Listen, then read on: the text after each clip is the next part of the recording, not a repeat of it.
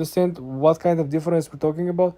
Everything is in relation with the recent update. So the rumor has it on the street that the Instagram update algorithm doesn't actually identify the best content that has a lot of or some hashtags.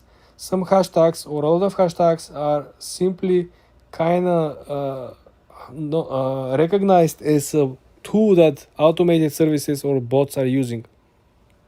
So this is where the natural organic growth is coming into play. And if you don't trust me, well, let's scroll down and take a look, right? This is another post over here, bunch of hashtags. Again, 40 likes.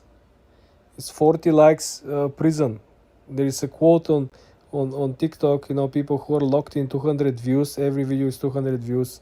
200 views prison. You see how many how many hashtags they include? Well, if you look at this post over here, right, just a couple of days prior, 138 likes, 0 hashtags.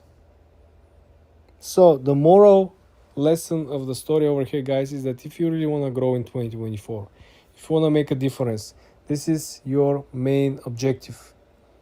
You got to learn how to utilize no hashtag posting with better description, okay? Make your description better, make your posting better, and then everything will come into place.